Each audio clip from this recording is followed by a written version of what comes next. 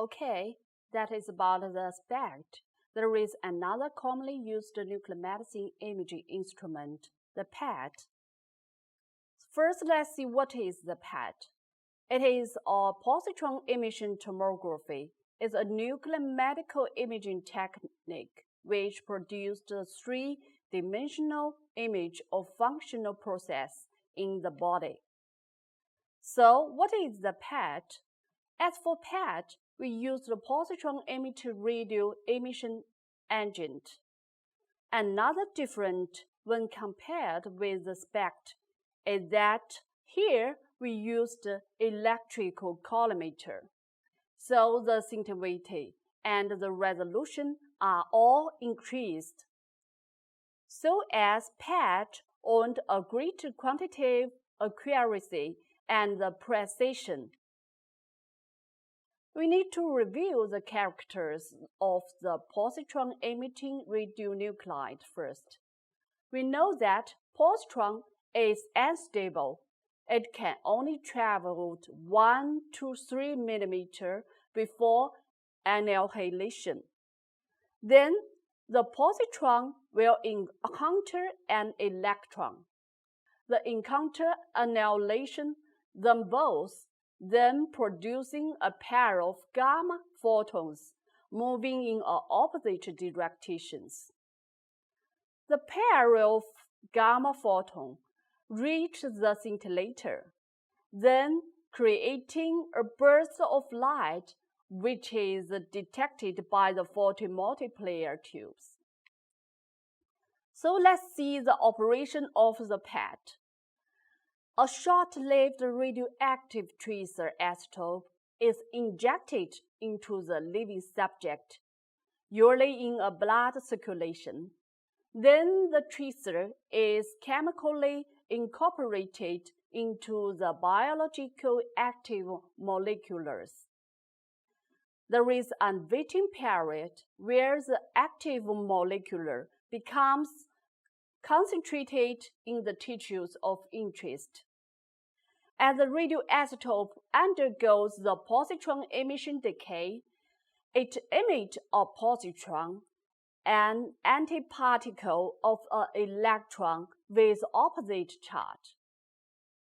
After traveling up to a few millimeters, the positron encountered with an electron. The encounter annihilation them both, producing a pair of gamma photons moving in opposite directions. These are detected when they reach the scintillator in a scanning device, creating a burst of light which is detected by the photomultiplier tubes. The technicians can then create an image of the part of newborn, for example, which are overactive. This table showed us the commonly used positron radionuclide, such as the carbon-11, such as the nitrogen-13, such as the oxygen-15, and the often used the fluorine-18. So next part, we talk about the clinical application of PET. The first field is oncology. With PET, we can determine whether a cancer has spread in the body, and with the PET, it can also assess the effectiveness of a treatment plan, such as a cancer therapy.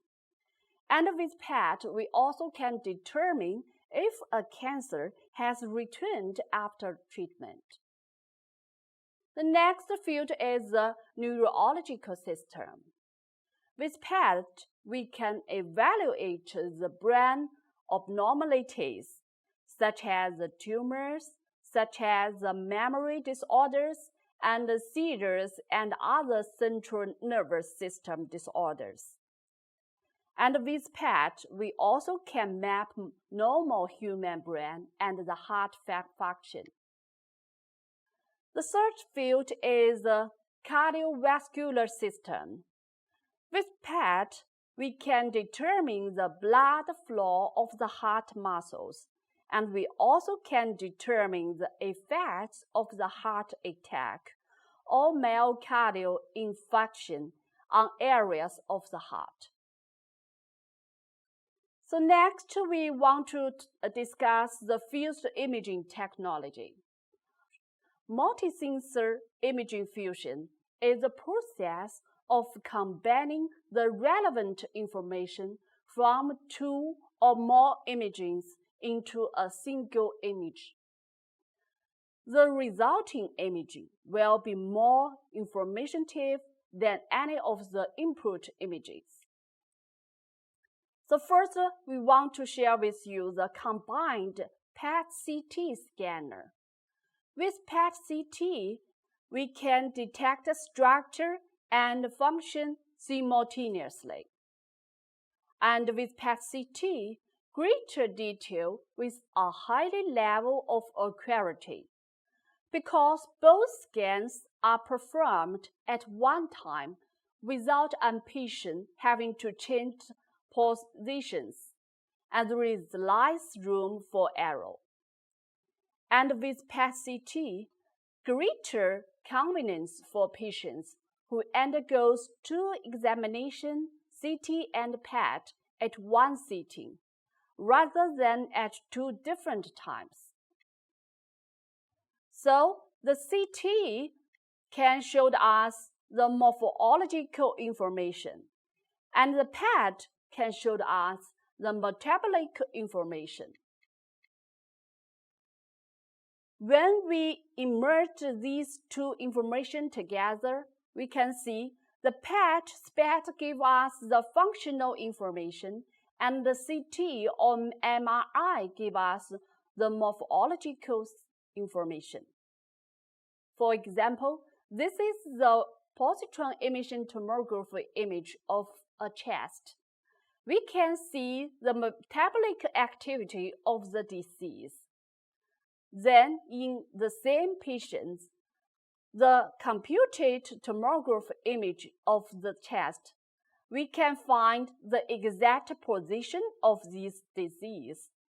When we fused these images together, so we can get the metabolic activity of this disease and the exact position of the disease simultaneously.